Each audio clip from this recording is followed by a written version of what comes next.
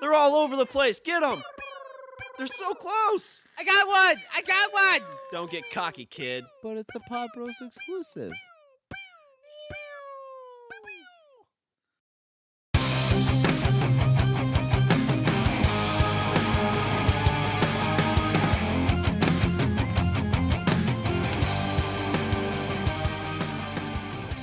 What's up, everybody? I'm Richard. And I'm Shawn. And we're speaking the language of bromance.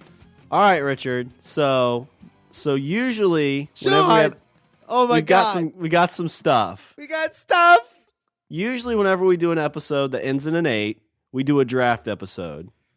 We already have a draft episode that was ready. We did. But as we were doing the math, counting down the days, we realized that something special was coming out. So special. Week of this episode 78. Episode 78. Yeah. So, Richard, what have we just witnessed? You've seen it twice. I've just witnessed it today. You've just witnessed it today. What has come out? It was Star Wars. It was Shawn. It was Star Wars. Shawn, it's the it's the thing that maybe not we, but I have been clamoring for as soon as I saw the trailer. Well, not even the first trailer. It was that first full-length trailer, not even the teaser, that first full-length trailer with Luke talking. Like, that's when I was like, okay, this is the thing now. This is a thing that I have to go and witness. So we'll preface this for everybody listening. So if you haven't seen it yet, we're going to, basically the first part of this episode, we're just going to kind of talk about our feelings for the episode, what build up to actually seeing the film. And then we'll preface, very clearly multiple times when we get into the spoiler territory. So right now we're not going to talk about anything that you won't know from looking at the trailers. We are in spoiler. We're in the green zone at this point. So we posted some pictures. So yeah, this is spoiler free territory right now. So Richard, you sat in line for a little bit. I sat in line for actually it wasn't that bad. I was in line for 7 hours total. Luckily, the theater was kind enough at hour number 5 to let us in and get seats. So it was 5 hours in the cold, followed by 2 hours in my seat. Yeah, and for me, so I had a showing today at 9:30, and I got there right about 9:15, and they weren't open yet. So the movie theater I was going to wasn't even open yet. So my tummy started grumbling, and I didn't want to eat any popcorn and stuff. So I went over to the gas station. I picked up, a Jedi's favorite food. I picked up some Lunchables, the cheese and crackers. Nice. And nunched down on that to get myself, nice and full and ready to view this piece of art. I mean, this was not I can't say anything yet about the stuff in the film, but you are a Star Wars fan. This is your thing, and I'm kind of like, okay, I've seen them on TV. I've seen a bit. You've watched them, but you're not emotional. You're not as emotionally invested as I am. Yeah, but there was at least 4 times watching this movie, that I almost cried. That tears were welling in my eyes. At least. Yeah, I did. There were moments, I got to say, that even, the second time around, I got there maybe 10 minutes before the show. I bought my ticket, went in and got my seat. And, like we said, like I just got done. I'm literally a half hour from getting done, and it was just as good the second time, and I still had moments where I almost cried. I felt it. I felt you get that goosebumpy feeling beforehand. Oh, well, it seems I don't know what the general consensus is by other Star Wars fans, but just from our quick discussions and hearing what you've said, it seems like you're completely sold on this as being like it. And Brian Posehn, I was looking at his tweets, and he said, "Thank you for unraping my childhood." So it seems like everybody that is a Star Wars purist loved this flick. That's the general consensus on the internet. Is even you had, from what I've seen on the internet, you've had the people that were burned by the prequels that said this brought it back. There were people that have, there are people that have said that even without Star Wars in it, it works as a movie. Like, it just works as a movie. There were, and then you have just the in general super fans that were like, like the prequels had their thing, and I understand why. I understand the purpose. They had their place, and this is the time for this now.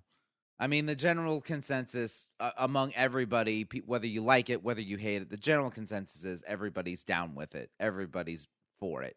I think the last time I looked at Rotten Tomatoes, it had it at a critic score of 95 and a user score of 93. Okay, I think that seems legit. I mean, that's top notch. I mean, going and seeing this made me want to become like a Star Wars super fan. Did it? And that's, yeah, after it was over and I'm sitting there, because, again, I'm not going to get into spoilers, but, the first part in every Star Wars, you see, the episode, whatever, and it does the whole, scrolling of the words, and I got chills, and I'm not a super fan. And it had me, like, right from the get-go. I was excited for it because we've talked about it, and I've seen the trailers and was excited for it. But seeing all that stuff, you look around and you hear people gasping that are super fans. It just got you really in the. It's like when you and I went to that baseball game. Like, you're not a big sports fan, but when people around you are kind of getting riled up and clapping and hurrahing, you kind of get into it a little bit. You're like, maybe I should become a sports fan. Yeah. That's exactly how I felt with this. Okay, the movie aside, how was your experience in the theater? In the theater with people? It was about, it was probably 3/4 of the way full, so it wasn't completely sold out. There was like a seat empty next to me, and the kid I went with, there was a seat empty next to him. So interesting story about that. So, just to kind of feel like my day of Star Wars, we had planned about do this episode, and I was going to go to see the 9:30 showing by myself. So my beautiful wife, who doesn't like movies, was like, "Don't go to the movie by yourself." She's like, "Don't be that creeper." She's like, "Go ahead and get 2 tickets and I'll go with you." I'm like, "Okay, it's this day. It's this Saturday at 9:30. She's like, "Okay." So I come home last week on Wednesday after picking up my pre-bought ticket. I'm like, "Hey, I got our tickets for the 19th at 9:30. And she's like, "Oh, I have to work that day. Can you schedule it for later?" So I a buddy of mine from work said he'd go with me. So we went and saw it. And he's kind of like you. He's a pretty big super fan. So he was pretty pumped the whole time. Had he seen it before? No, this was his first viewing too. Okay. So the best thing is I'm sitting there. I was sitting there for like 30 minutes before the show starts, and it was awesome seeing these kids walk in with these big bright smiles. There was dads with their kids coming in, moms with their kids coming in, and all these kids are super, super excited, and the parents are super, super excited. It was a good crowd. I mean, everybody reacted the way I think they should have. And at the end there was clapping, which I was pretty pumped for. The funny thing is, right when they showed the Lucasfilm emblem at the beginning, I looked at my buddies I feel like I should be clapping right now, at the start of this. But so it was good. It wasn't rambunctious or super, super loud, but I think it was just perfect for what I was looking for. Okay. Opening night and your Saturday today, what were those crowds like? Okay, so I'll start this. We'll go opening night first. So opening night, like I said, it's December here, and December gets cold.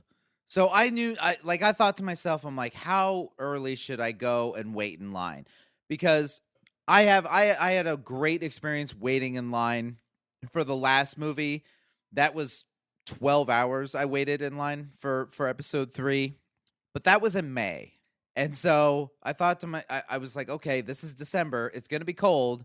So I don't think you're going to have people camping out overnight in, 20, 30 degree weather.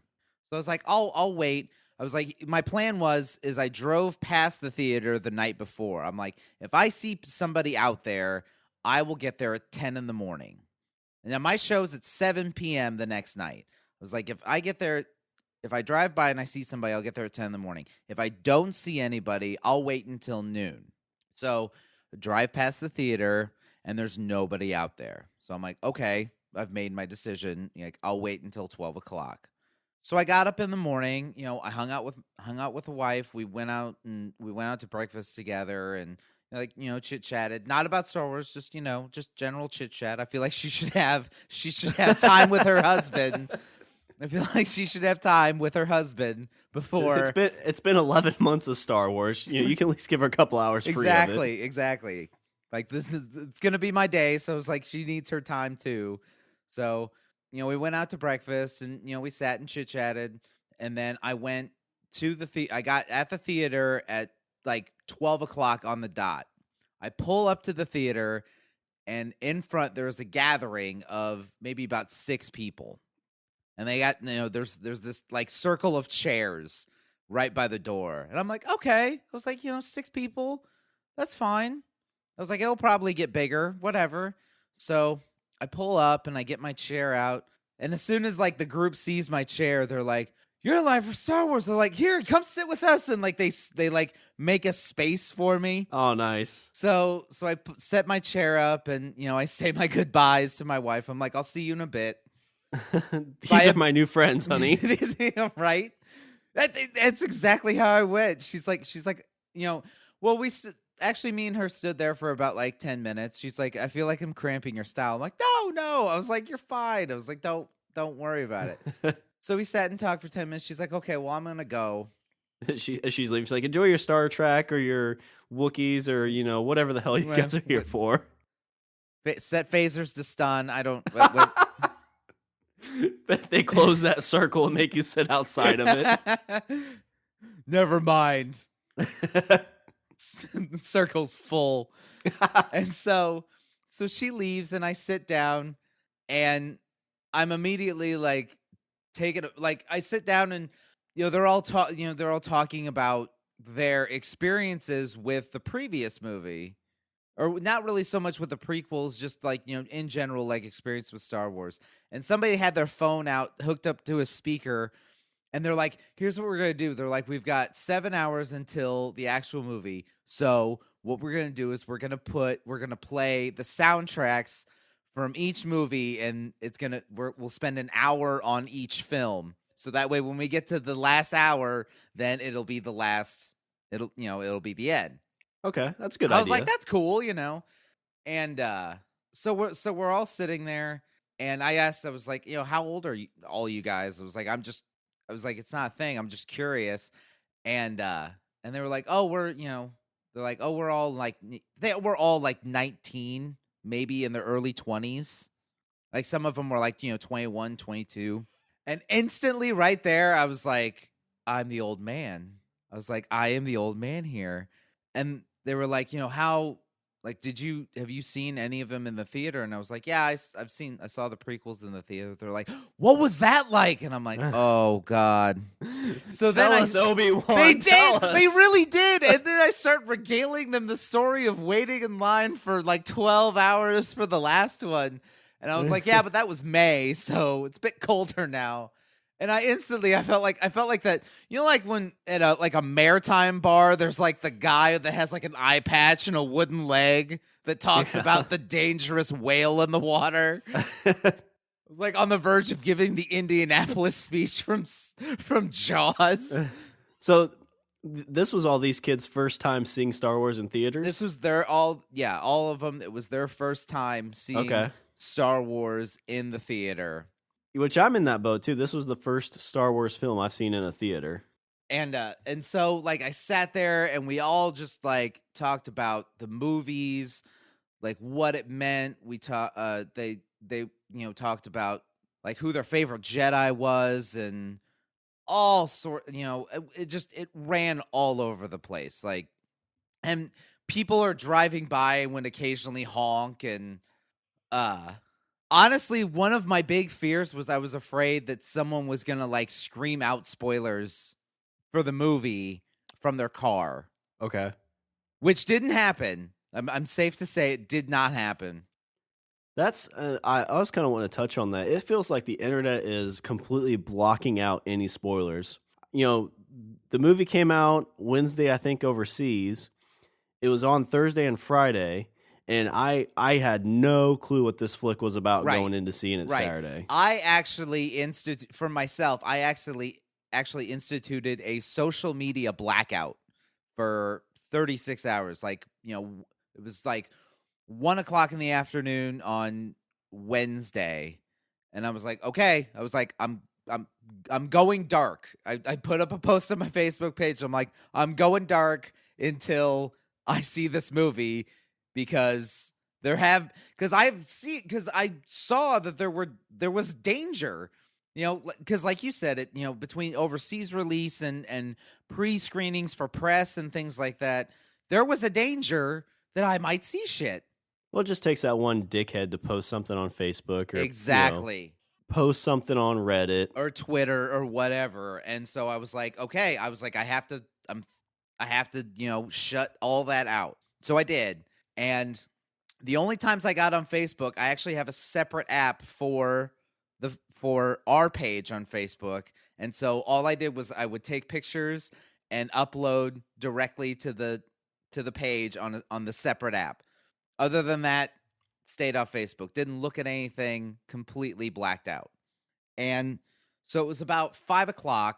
The theater actually didn't open until 3:30. And so there was constantly people driving up, going up to the doors and shaking them. So we all became like the stewards of the theater. They're like, oh, they don't start open till 3:30. You can buy tickets. Like if you want to buy tickets or pick up tickets, you gotta wait until 3:30. Did you still let him walk up to the door, though, and try to open it before you told him that? Yeah.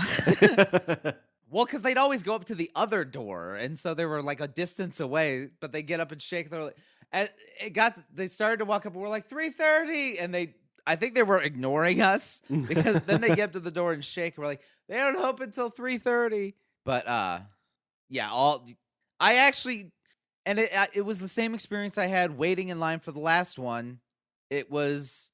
I formed a bond with those people, and they formed a bond with me, and I think that's what they were looking for, and that's what I was looking for. So that entire group of people in front of me, I'm gonna see if I can get all their names right. It's been a couple days, but there was Chase, Olivia, Bryce, Alex, and Dominic. I got them all. Did you guys, so it's 5:00. Did you guys talk, like, any thoughts what you thought this movie is going to be about, or did you pretty much have like a blackout there? No, too? we all stayed away from it. There was actually, Bryce said Chase played a prank on him the night before and showed him this video on YouTube, and they were like, this is the first 2 minutes, and he was like, what are you doing? I can't watch this. No, unplug it. But he's like watching it going, no, please don't. But they were like, no, it's not. It's not the first 2 minutes. We were just fucking with you. He's like, you guys are terrible. That's how people lose hands, guys. So it was about 5. So we waited in line, and then about almost 4:00, then other people started to show up. And there was a couple guys that had lightsabers, a few guys in costume, and then you start to get that kind of fanfare, like everybody's standing around and talking with each other. People you have never met in your entire life. You start, everybody's just chit-chatting with each other like they've known each other. And I swear to God, I had a moment where somebody came up and stood in line, and I looked at him for a second, and he looked at me, and we both just kind of looked at each other, and we're like, how do I know you? I was like, and he's like, did you wait in line for the last one? I was like, yes, I did. And I actually got to spend 20 minutes talking with a person that I had stood next to in line back 10 years ago when the last movie came out. And interesting thing, he has either the biggest or the second biggest collection Star Wars merchandise in the entire state. Oh, wow. That's cool. And so, like, we chatted for 20 minutes, and it was like, like it's like I said, like I formed a bond with those people and retouched on a bond with a person that I had not seen in 10 years. And in that time, he's like, oh, I got 2 kids, and I'm bringing them. I was like, I got 3 kids. I was like, I'm bringing them too. I was like, we're all going to sit and watch it. Oh. So anyway, so 5:00 rolls around, and they're like, hey, guys, if you guys want, you can, it's cold out here. If you want, you can come in and go ahead and get your seats. And we're like, oh, thank God. So immediately I text my wife. I'm like, they're letting us in the theater to sit. And so 5 o'clock, I didn't have any place to put my chair or any of my stuff. So I just brought it all in with me and sat it in the chairs next to me. And by that, after about, a half hour, my wife came and brought the kids. Because the kids only had a half day of school. Their winter break started. That was convenient. That worked out well. I know, right? Yeah. So the kids all came, and we all got our seats. And for the next 2 hours, I sat next to my wife was on one side, my son was on the other side, and my son, like every 3 minutes, he's like, "What time is it?" I was like, "Bud, we still got we got an hour and a half left." And it was like, "We have an hour and 20." I couldn't look at the clock. I'm like, "There's an hour and 28 minutes." I had no idea. I was like, I have to tell him something. And then, which I love these guys for it. The guys, everybody that I waited in line with were in the row behind me. And then they start talking. And then occasionally my son would listen to what they're saying. And they were talking at some point about Mace Windu's lightsaber. And they were like, "I don't know if you're going to see a purple lightsaber in this movie." And then my son turns around. He's like, "They're pretty rare, the purple ones." And then they're like, "Yeah, are they rare?" And he's like, "Yeah." And my son starts talking to these people that are 10 years older than him, but he found this bond. And I was just it took me. It kind of took me for a second. So you're already crying before the movie starts? A little bit, because I'm he's just reveling in this. And my oldest daughter, who again, 15 years old, she's supposed to be the angsty teenage one.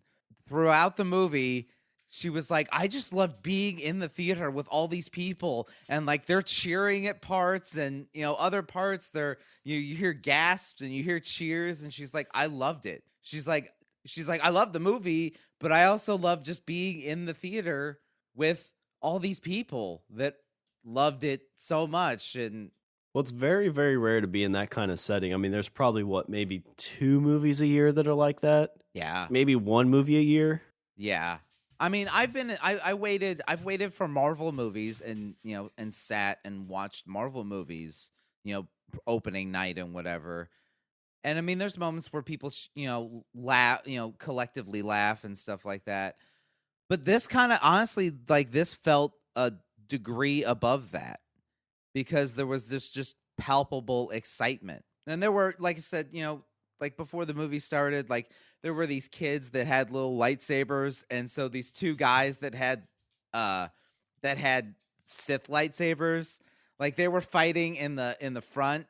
The kids were fighting with lightsabers in the front, and so the 2 guys got up with their in their costumes, dark side costumes and Sith lightsabers, and then they start fighting with the kids. And I have a picture of that up there, and yeah, it was awesome. The whole experience leading up to the movie was exactly what I wanted, and I think not really what the kids expected, but exactly what my kids, the experience I wanted them to have. Was today's movie, was it just as energetic, or was it a little bit downplayed from that Thursday night show? I would say it was a little downplayed. I mean, you still had the moments where people cheered and stuff like that. I mean, once you see A Long Time Ago in a Galaxy Far Away, Yeah. Once the music hits and you see that Star Wars logo, everybody's just like, woo!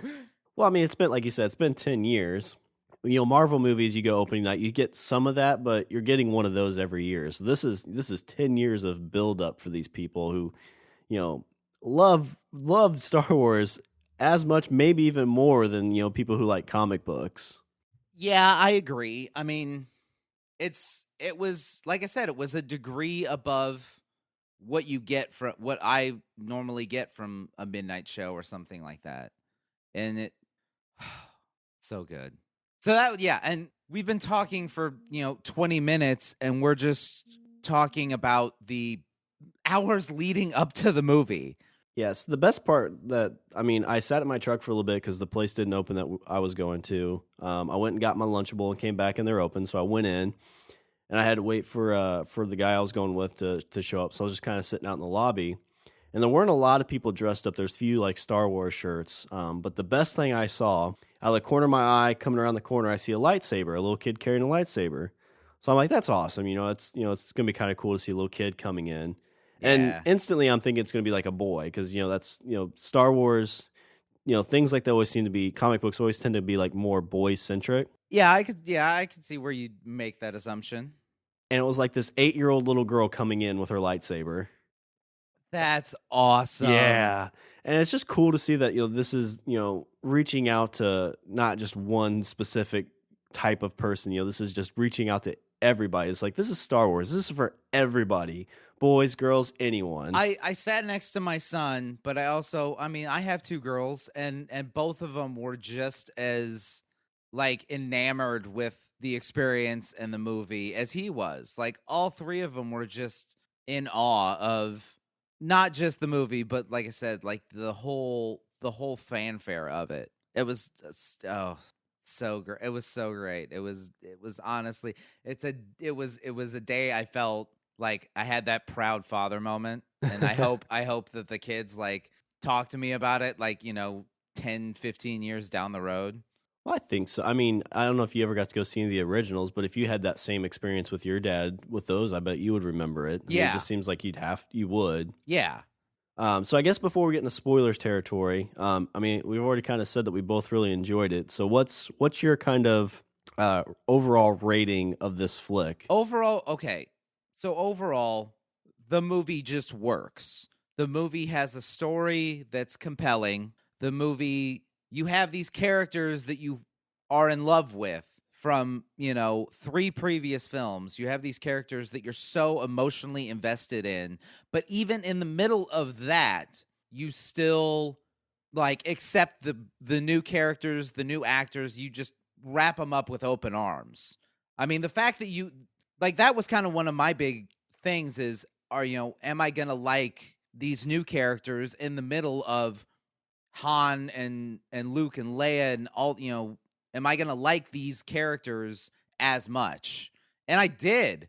Can you get emotionally connected to these new characters that you have no clue who they are? Yeah, I did. And the fact that you're going to see more of those characters as well as like, I'm down. So I think a good way that I like to rate movies is the second viewing of it. So I've only seen it once. I'm going back to see it twice.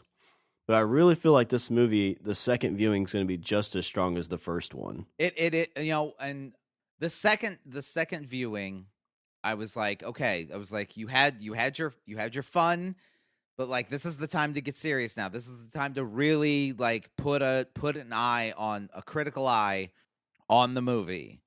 And I will say that there are probably little I could nitpick and pick out little things that probably, I wasn't over the moon about, but all that gets lost in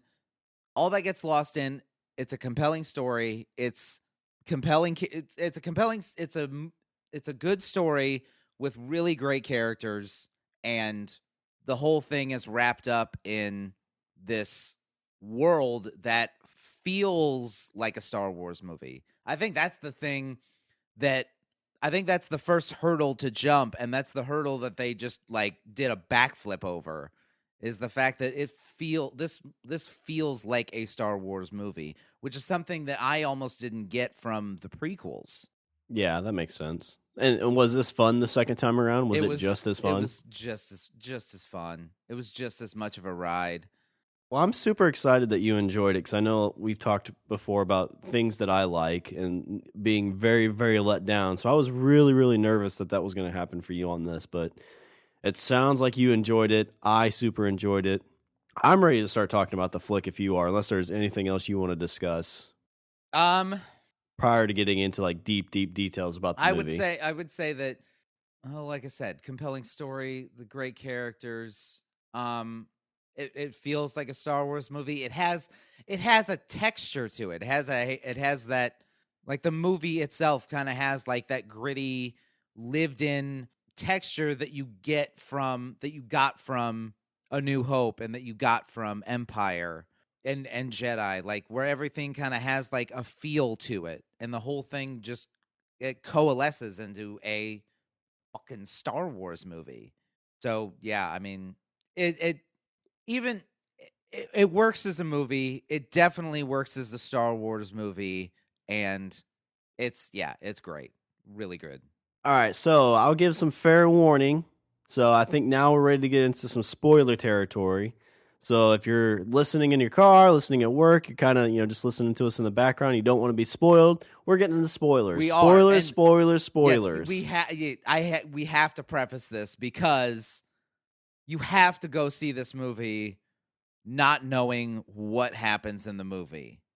And I can't stress that enough. I've called people that I care about to say, if you're going to see this movie, don't let anyone ruin this movie for you.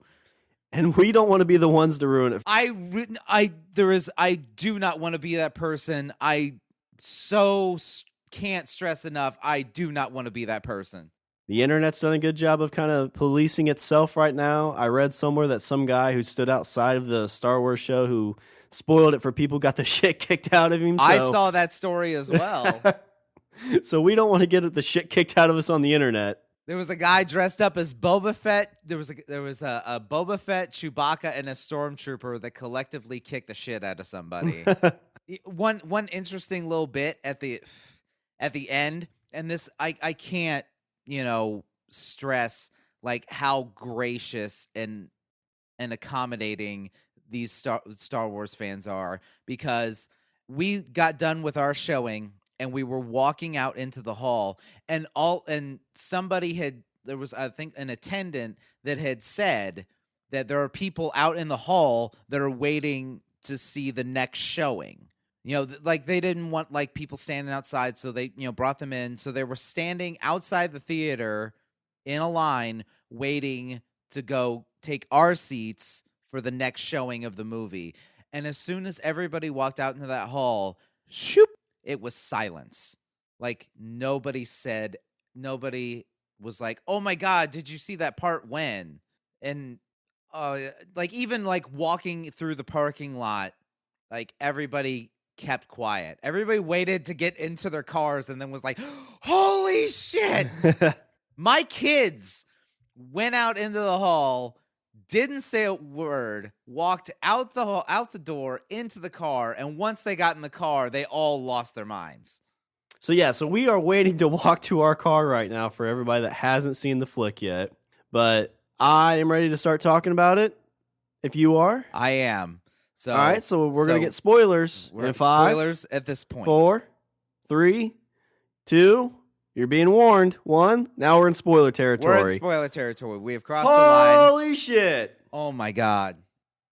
So the big thing that I love, like you were talking about, how am I gonna love these characters? How am I gonna be able to enjoy these characters since I am, Leia, Luke, Han, these are the guys that I know and love. How am I going to fall in love with these other characters? And I love the fact that you really don't see any of those guys until about halfway through the movie. Yeah, I mean, and even Princess Leia, you hardly see it all. She's on screen for a few moments. And not only that, the fact that you're in the span of under 5 minutes, you're with everything that they're trying to put out. Yeah.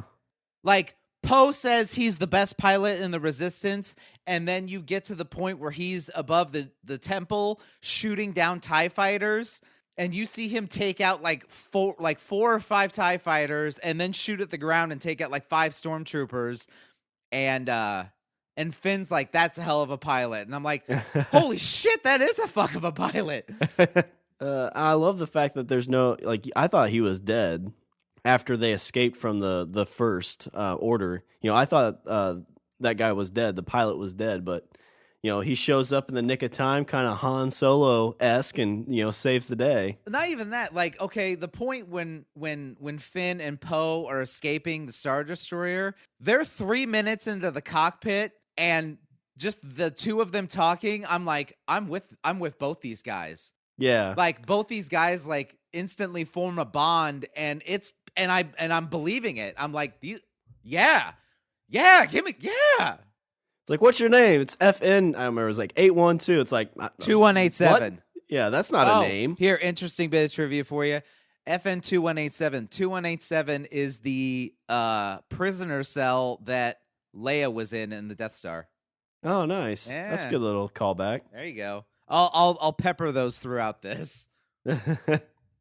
So, I mean, yeah, like instantly you're thrown into who's the new big bad. And I know when we've talked about it, we were both kind of like, this is some kind of Darth Vader fanboy. Oh, yeah. So much more than that. Yeah, and you get the voice. You're like, okay, so this is a guy who's just, he's trying to be a fanboy. Yeah. Who stops a fucking blaster bolt in midair? Holy shit. Has that ever been done before? I've never seen it before. Holy shit.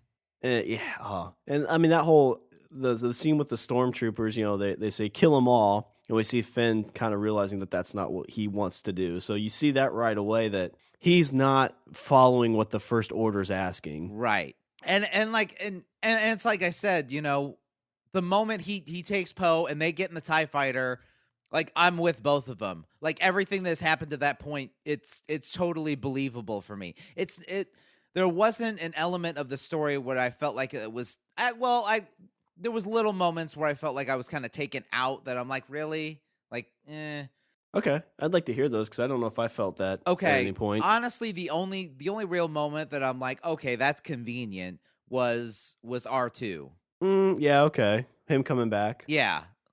Like right at the very end, I'm like, that's a little too convenient. But I didn't understand what his deal was. Why was R2 shut down? I think he said he was on low power, or 3PO said he was on low power when Luke left.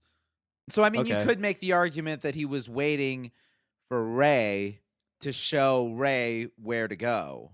You could make that argument, but... Because I just kind of got the impression that he was, like, depressed because Luke was gone. And so he was kind of just, like self-shutdown mode. Yeah. That was honestly, for me, that was the only moment, that was the only real moment I can think of where I was like, that's a little too convenient, but I'll go with it. Okay, that's kind of a minor thing. Exactly.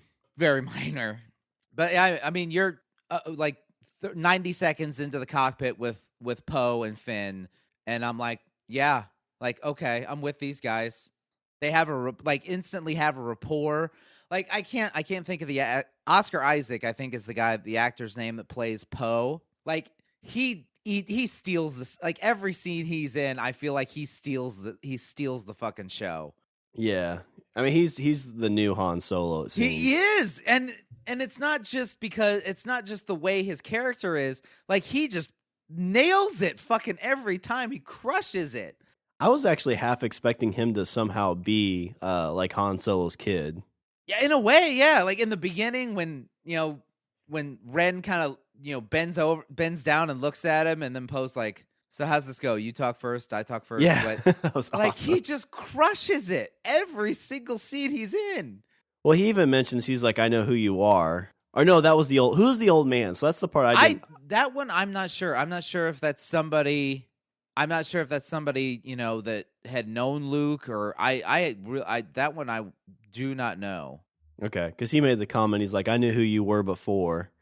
And really, the thing that I was interesting, because it's like, why would Kylo Ren go to the dark side?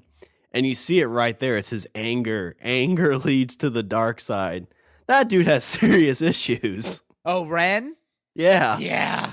When he takes out the fucking the computer. Yeah. Well, the other part when she gets away, he just starts cutting the hell out of the restraints, and you see the two stormtroopers come around the corner, and they see all these sparks going like, oh, backtrack, let's go, other way. Okay. I want to get into Kylo Ren for a sec, because here's the thing that, like, Adam Driver is the guy that played Kylo Ren, and again, like, he fucking crushes it, because... So you, just to cut in real quick, sorry, but you said something kind of took you out, so I guess this kind of took me out of the scene. Okay. When he takes his mask off and I see who he is and he's talking in his normal voice. Right. I'm like, that dude seems super, super familiar. So like there's a couple seconds where I'm listening to him talk and trying to figure out where he came from. Okay. And he stars as like this guy in, I haven't looked up to verify, but I'm pretty sure it's him, in the TV show Girls. I don't know if you've ever heard of it or seen it. No. Tiffany got into it for a little bit, but he's in that show and plays kind of a deadpanned character. So his voice kind of seems similar, but like you said, the character he played in here in Star Wars was perfect. Oh my God, fucking pitch perfect. And here's why. Here's why I think he fucking crushed it, is because that right there, like his performance in that movie, that is the Anakin Skywalker that everybody wanted. Okay, I see what you're saying. That is the Anakin Skywalker that everybody wanted, because you can see the conflict on his fucking face. Like, he doesn't need to say it. He doesn't need to say it. He doesn't need to, you could see it on his face. Like, I think I'm doing the right thing, but I'm so fucking confused. I think that what I'm doing right now is the right thing to do, but I don't know. And I'm not sure. And maybe I'm just being manipulated. Like, he's looking for fucking somebody to help him. You can, oh God. When he's talking to Soap, and Soap's like, you feel it, don't you? He's like, yeah, I feel it. Kind of saying like, Han Solo's coming. Can you handle that? Because that's the big reveal. It's like Han Solo has BP, the droid. And that's when you get the first reveal that Han Solo is his dad. He's like, your dad has the droid. Is that fine? He's like, oh, that was a long time ago. It's no big deal to me now. And he goes back and he's sitting in front of that Darth Vader mask. And you see him like that contemplating scenario, like you're saying. Like, he's trying to look for answers. He's like, I'm sorry. I feel the light side pulling on me. He's like, show me the dark side, grandfather. Yeah, he's got a fucking mask over his face. And you're getting every single goddamn emotion that he's going through. Like, you're feeling you're feeling the conflict, and you're not even looking at his face. And the second he takes that helmet off, like, you just look at him and you're like, you're a kid. Like, you're just a kid that's just trying to fucking figure shit out. You're lost. Somebody's filling your head with stuff. You don't know who's right, who's wrong. And I would just want to see the backstory on all that. Oh my God. Because, to get into the other big reveal, it's not really a big reveal. Once I found out that that's Han Solo's kid, it's like, okay, well, that's Princess Leia's kid as well. That seemed pretty obvious, but they talk about that as well. Yeah, how, once he went off with Luke to train with Luke, and something happened, and Ren turned, and then Luke was so distraught by it that he left. And that I totally get too, because, like, if you're Luke and your best friend and your sister entrust you with the well-being of their son, and then he turns to the dark side, like, I'm sure, like, he's like, how can I even face you guys? How can I stand in front of either one of you? You entrusted me with your son, and I fucked up. Like, he's blaming it. Like, I'm sure he's blaming himself, and is like, I fucked up. I have to leave. Like, I can't even be around you. Well, that would bring in the whole Jedi in question altogether. Like, is this really? If we do this, and every 10 years we're creating another Darth Vader, we're basically creating Sith ourselves. Is this right? Should we even do this? Because he's considered the last Jedi right now. Yeah. But I think that's I think that, okay, Max von Sydow, the old guy in the beginning of the movie, I think he explains it perfectly. He's like, there has to be a balance. There has to be good to balance the evil. So, since we're kind of on the Leia, Han, Kylo Ren type thing, so the scenes that I almost cried in, when Han and Leia first see each other and they start hugging, they're talking about their kid. They're talking about their son, and you find all this stuff out that, they had a son who turned to the dark side, and, it's like, go get our son back. Tears, I had to start fanning myself. But the part that just, if I was alone and maybe a little tipsy, I'd probably be bawling my eyes out when Kylo Ren's walking down that catwalk, and you see Han Solo see him, and Han, he kind of gets like the welled eyes going, And so he starts walking towards him. When he gets right to the edge of the catwalk, he says his name. He's like, oh, he says his name. And Ben! I was like, oh, God, his name's Ben. Yeah, it's old Ben. Everybody in the theater was like, oh, his name's Ben. Oh. And, oh, my God, that whole scene, they get the father sons, they're right there. He's like, take off your mask. He's like, what do you think you're going to see? The face of my son. Oh, God. I was like, I'm pulling my phone out. I'm like, I gotta call my dad. Daddy. It's like, are you watching Star Wars again? Yes. Like he takes the as soon as he takes the helmet off again, like there he is, like in his fucking face. Like he's just like, you could see him like he's walking with like all this purpose and anger, and as soon as like he sees his dad and takes his fucking helmet off, like in his eyes, he's like, "You're my dad. Like you're my." Oh God. Yeah. Oh Jesus. I need help. He's begging for help. He is. He's looking at him. He's like, I need. He's like, you have to help me. And there's that. And you're a moment. There's that moment where you're like, he's gonna do it. Like. Yeah. Like Han's gonna bring him back. Like, oh, like even when Leia's talking to him, and when Leia's like, he's like, what am I supposed to do? He's like, Luke couldn't bring him back. Like, how can I do it? He's God, like, yes. Luke's a Jedi. He's like, you're his father. And I'm like, oh my God. But yeah, he's got, and this is great. J.J. Abrams did a great spot in this scene. So he's, Ben. I'm not calling him Kylo Ren because I want him to be Ben. Holds out his lightsaber. He's like, Dad, I need help. I don't even remember if he says dad, but he's like, I need help. And so Han Solo reaches out and grabs the lightsaber. And like right at that time, the sun, all of its energy is drained. And you just see the darkness kind of. And then that's the moment I knew. That's when I was like, no. They shoot it. They cut to the lightsaber, and Kylo Ren's hand just starts holding tighter on it.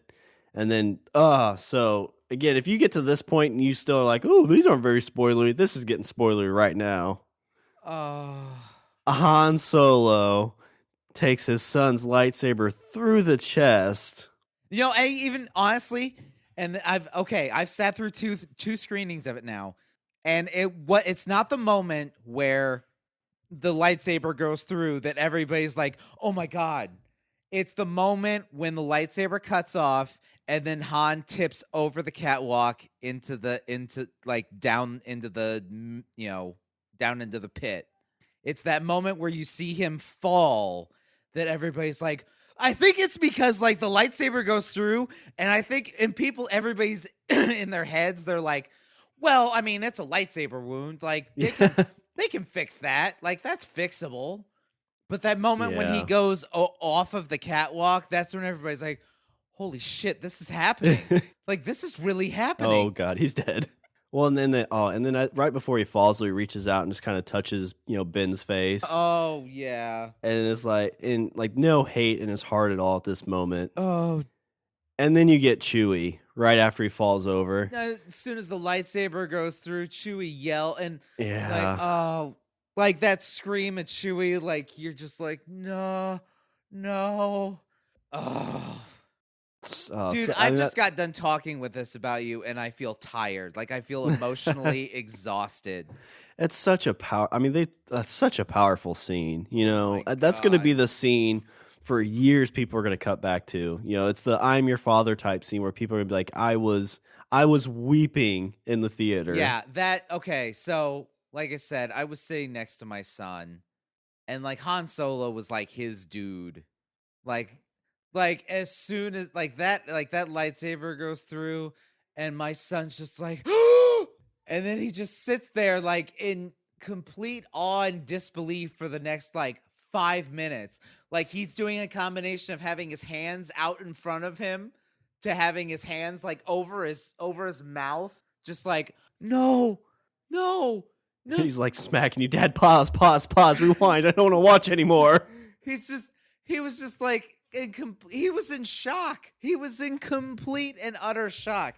So, that moment, the only thing I could probably hearken it back to is that moment in Empire when you find out that Vader is Luke's father. Like, I'm sitting there and I'm like, this is what it was like. Like, this is what it was like for those people in that theater at that moment when something completely out of nowhere just hits you.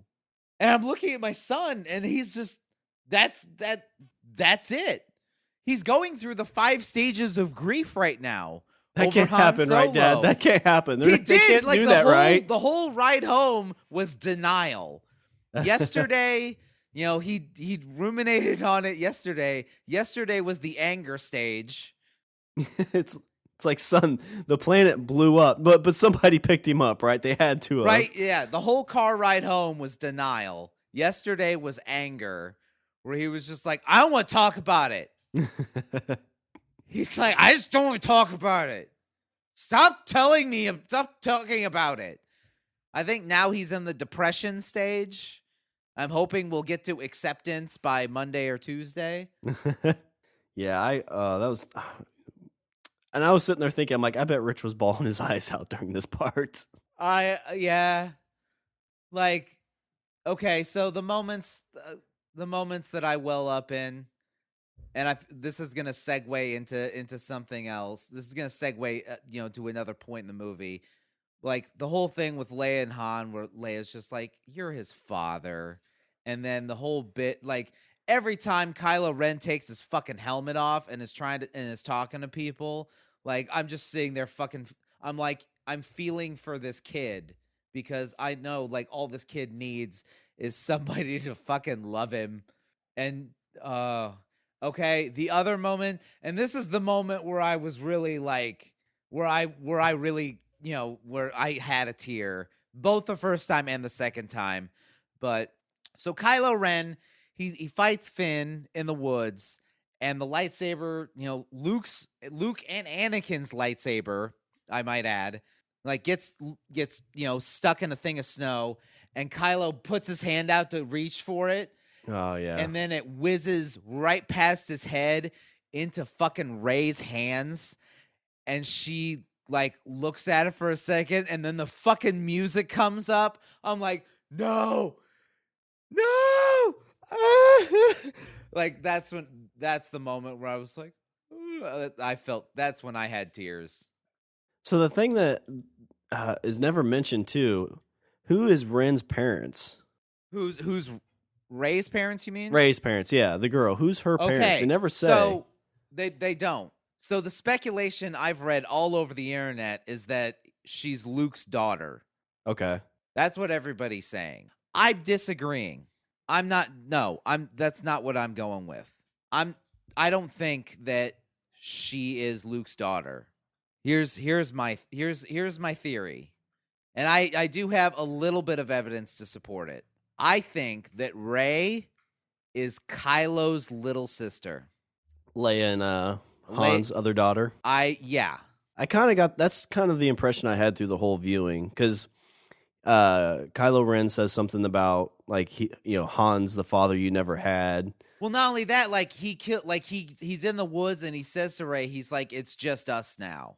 I'm like, that's what I'm saying. I'm saying that, and I mean, this is all speculation, but I think if we're gonna go with what I felt, like how I felt about Luke, like the reason Luke left. So Kylo turns to the dark side, and kills the other Jedi. And Luke's just like, what the fuck did I do?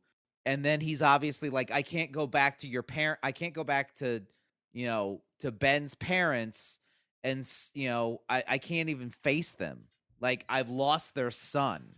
And now I have this daughter. And now and okay, this is where I'm getting speculative. And now I have their daughter. Like, what if she turns out just like Ben? So I'm saying that Luke leaves Rey on Jakku and takes off. So without Han and Leia's knowing, or do you think they were involved too?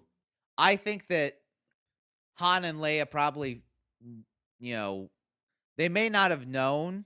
Well, I think they know, but I think that they, if we're going with this theory, I don't know why Han and Leia would have left her there, or maybe they just didn't know she was there. The only thing I could think of is, just the fear that they don't want to lose another child, or maybe the fear that Kylo Ren will come after her because she's has the Force in her as well. Right. So that's my theory. My theory is that Rey is Kylo's little sister, and that Luke leaves her because, number one, he can't face her parents going like, "I'm sorry, I fucked up and turned your son to the dark side," and and for two, like, I can't train her because what if she turns out just like him? Although I kind of like the theory that she's Luke's kid, because that would give her more ownership of the lightsaber than Kylo Ren. Because Ben is thinking that's my lightsaber because of my grandfather's, but if it was, Rey, it'd be her grandfather too. True. But if he's the older brother, he would feel like he has more ownership of it, I guess.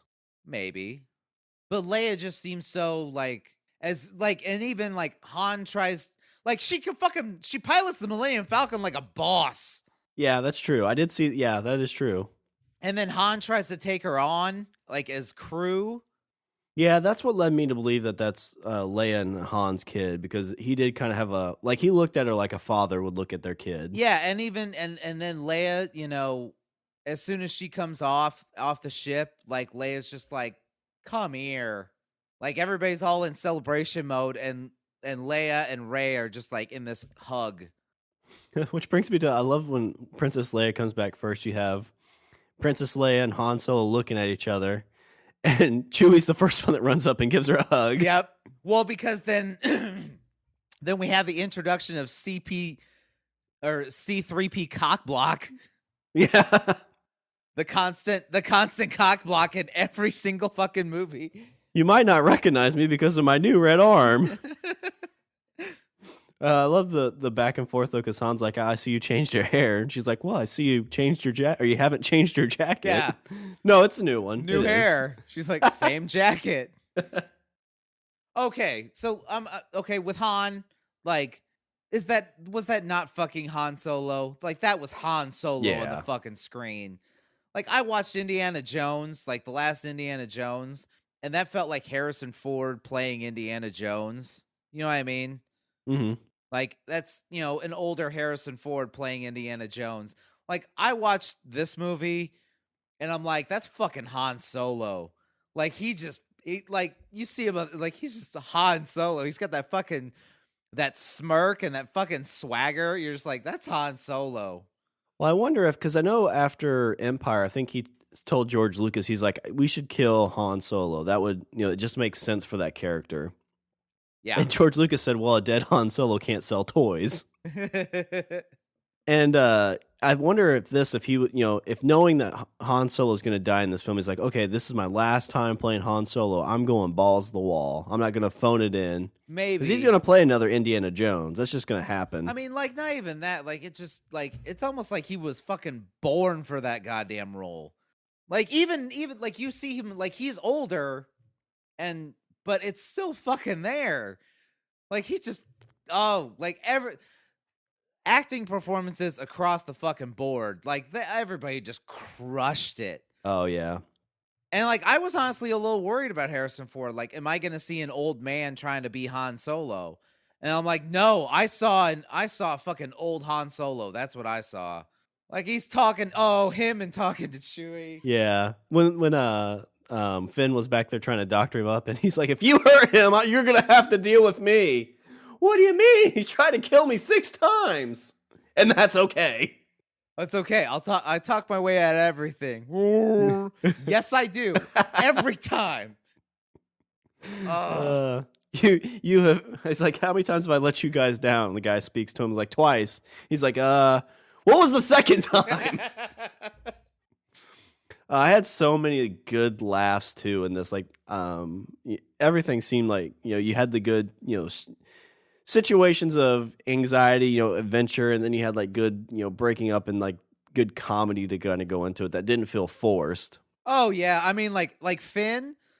Oh yeah, Finn. I love that character. Like and that was the thing, is like the comedy wasn't. It's not really. It's not like it was like in the script.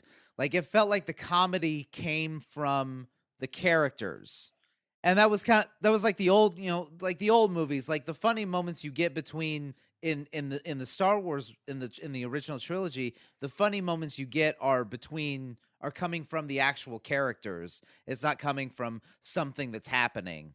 Yeah. Well, like the part between Finn and the droid when he's, saying, hey, like, I'm not an actual part of the resistance. You have to tell her where's fun. And she does, and he gives him a thumbs up. Oh, in that moment, I was like, BB-8's my guy. BB-8 is my droid. He puts up the little lighter thumbs up. Yeah. I was like, I was like, I'm okay. I'm sold on BB-8 now. Anybody's pissed because it's a rolling droid. It's like, if you watch this movie and you're still pissed, I don't know. You just hate the world. Oh, yeah. Because I'm like, because I was going to mention that with BB-8. Like, and even like I said, like every single one of these new characters, I was honestly like, I'm not sure how I'm going to feel about like the new school, like with all these guys. Like, how am I going to like Finn and Rey and Poe and BB-8? How am I going to like these people when Han Solo's on the fucking screen? But it's there. And I do. Like, like, Finn's awesome. Finn, and the thing that I really also liked is that this wasn't like this wasn't a movie or this wasn't a rehash where you're like, oh, that's the new Han, that's the new Leia, that's the new Luke. You know what I mean? Like, everybody, they're their own characters, and they're this like, you can't say that Finn is the new Luke. You can't, because he's not. Like, he tries to fucking run away. Yeah. Well, I think they did all the right things with this, because they could have easily put Luke, Leia, Han right at the beginning of this flick, and you'd have been like, okay, this is my Star Wars. But no, they made you fall in love with all these new characters, and then, okay, here's Han Solo and Chewie. Not really even coming to save the day. They're just kind of there. And then you don't see Leia for a long time, and she's just kind of there for a little bit. And you don't even see Luke until the end of the flick, and he doesn't say a word in this movie. You see him he has 1 minute of screen time, doesn't say a word, which kind of irked me, because I was just like, ugh. Yeah, and the stare between the two got a little awkward for a little bit. That's the only thing I didn't really like, is kind of the awkward stare, then the awkward helicopter shot. Yeah. That was a little weird, but so just before we cut off, the other funny thing I thought is when Chewie was getting bandaged up the first time they got to the Resistance, and he's talking to the nurse, and the nurse is like, oh, wow, interesting. He's like, oh, you must be really brave. I died laughing. No, the moment, my moment was when they were all standing outside the Starkiller base, and he's like, so Han's like, where'd you work in this base? Finn's like, sanitation. Yeah. So how do you know to put down the shields? He's like, I don't. We'll figure it out. We'll use the Force. That's not how the Force works. And then Chewie goes, oh, it's like, you're cold. That's not how the Force works. Oh, so great. Just so great. Okay, so when it comes to the new characters, I will say the one that I was kind of underwhelmed by in the movie, and I mean, like Captain Phasma. Like, yeah. Was that's the one Brienne of Tarth was playing? Yeah. Yeah, because there was a big build-up for that. And I mean, you could have just had a Captain Stormtrooper play her part, it felt like. Right. The best part she was in was another Finn part where he's like, I'm in control now. I'm the one in control. Tone it down. Oh, yeah. Right. You guys have a garbage chute? Trash compactor? Yeah, we do. There's good throwbacks there, because the other part when you see Rey and they do kind of a pan up and you see her home's a destroyed AT-AT. Oh yeah. I mean, nostalgia moments aplenty. It almost kind of got a bit much.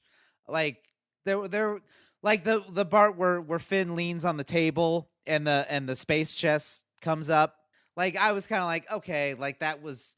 I mean, it's a throwback, and like, but come on, like that was a bit heavy, or not really heavy, but they could have done without it. You didn't need that one, but okay. But I was thinking too, when she was running to the ship, he's like, "Well, what about that one?" And you don't see it. He's like, "Oh no, not that one. That one's garbage." Oh, and I didn't even think they would go to the Millennial Falcon there. That was the very first audible gasp in the theater. because the Millennium Falcons, I mean, the ship's like a fucking character in and of itself, you know?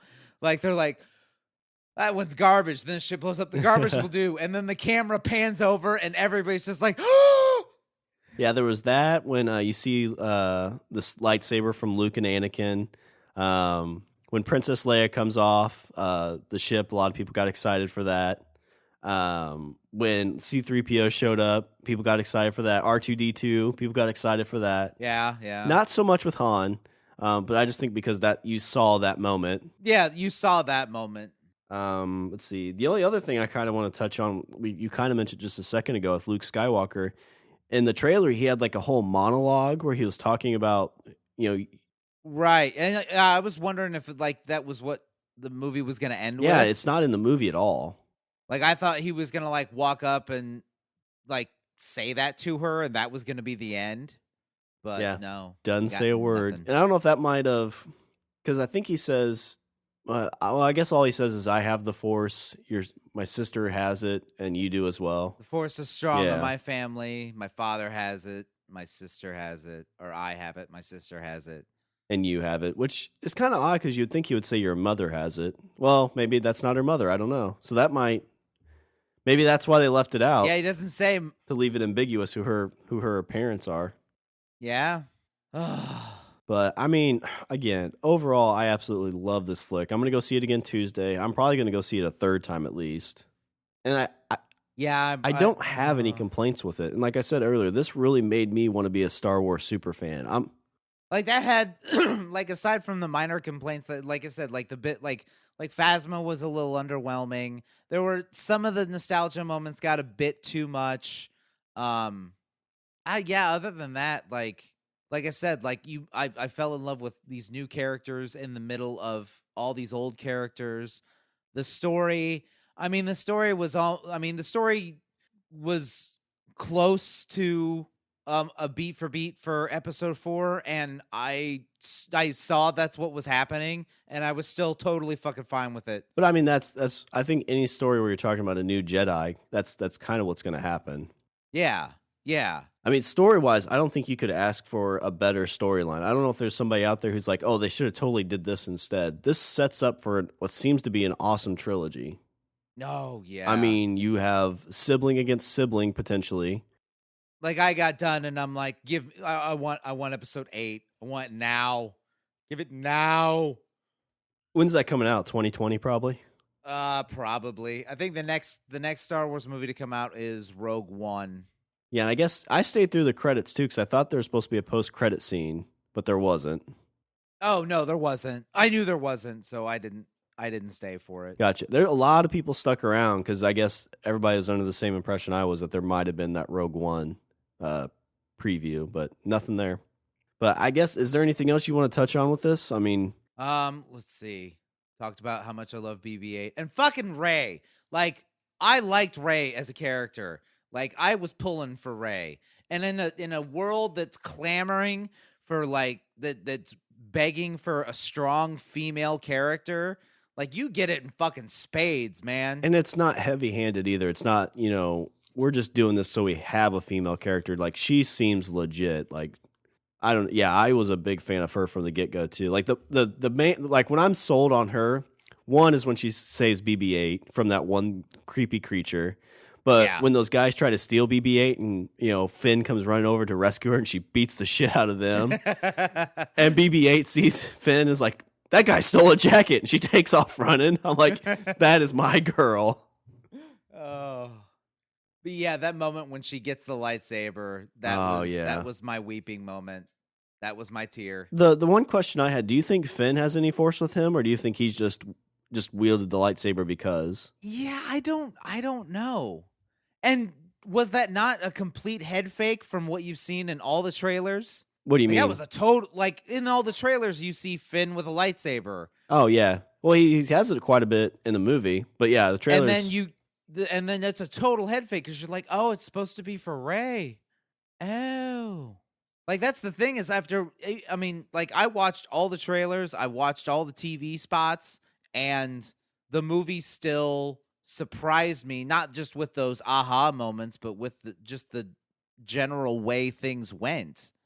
But yeah, I kind of felt like I don't know if I don't know if he does, but it seems like the way he wielded it. And he went toe for toe with Kylo Ren for a little bit. So He did for a minute. So it almost for a minute. seems like he may have some Force in him. I don't know.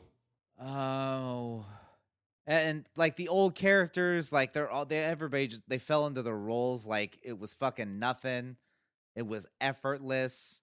The movie just felt good. It felt like a fucking Star Wars movie. Oh, one other little interesting tidbit, and I didn't know this. I found a story on the internet about it. When Rey is captured and she's talking to the stormtrooper to let her go, she like pulls the mind trick on the stormtrooper to undo the restraints and drop the weapon. That stormtrooper is actually a very famous actor. Who was it? Daniel Craig. Really? Yeah. Oh, I'm going to be excited to see that again. James Bond. She pulls a fucking Jedi mind trick on James Bond. That's awesome. You will undo these restraints and leave with the door open. I will do what? I will tighten these restraints. You will undo these restraints and walk out with the door open. I'm going to undo these restraints and walk out with the door open. And drop your weapon. And I'll drop my weapon. Well, if you don't have anything else, I would like to give you ample time, because I'm sure you still have quite a bit of thoughts, to do some Richard's closing thoughts. Richard's closing Force Awakening thoughts.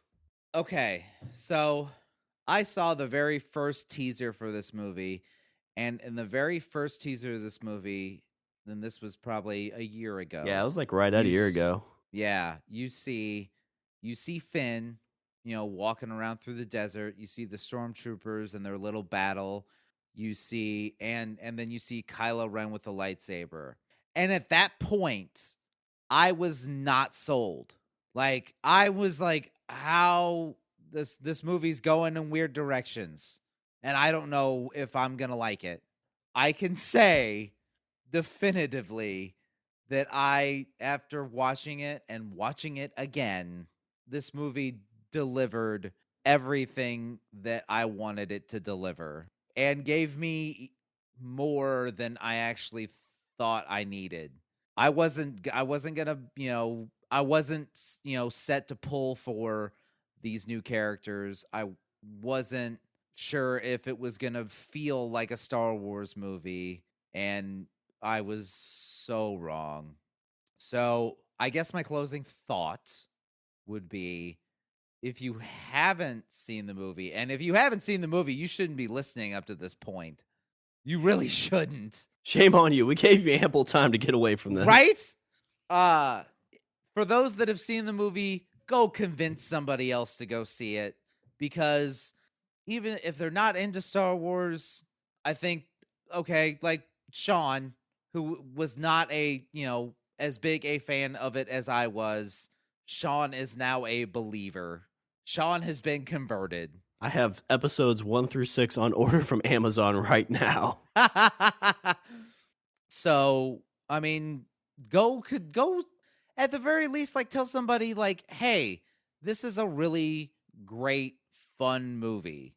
And it is. It's a great, fun movie. Even all the Star Wars stuff aside, it's a good movie. It's a good movie. It's a really good Star Wars movie. And go tell somebody that they should see it. Convince them. Pull a fucking Jedi mind trick on them. I don't care. But get some, like, everyone else in the world should have the same feeling that I have after watching that movie. Because those moments are far and few between in life. So there you go. I'm going to do a little bit of housekeeping. Visit our website. We're at languageofbromance.com. Follow us on Twitter. We're at languageofbro. Email us at eatthebeaver@languageofbromance.com. Like us on Facebook. Subscribe and leave a review on iTunes and Stitcher. And don't forget to check us out on the Pod Bros Network, the podcast network site on the internet that will probably have a lot to say about this movie. Yes, because like we're gonna talk to John about it, and I'm sure it's gonna be like a big giddy fanboy fest. And also, if you want to check us out, we're also on the Pocket Cast app. It's on iOS, Android, Windows phones. And also, if you need some new headphones, go to tweakedaudio.com. Use the promo code LOBARMY. Get 33% off. All right. I'm exhausted. I'm emotionally exhausted. All right. Well, is there anything else before I close her out then? No, don't ask me that because I'll go on for another 20 minutes. All right. Well, that's all the bromance we have for this show. I'm Shawn. And I'm Richard. And I say we eat the beaver. It's true, Richard. All of it. It really is.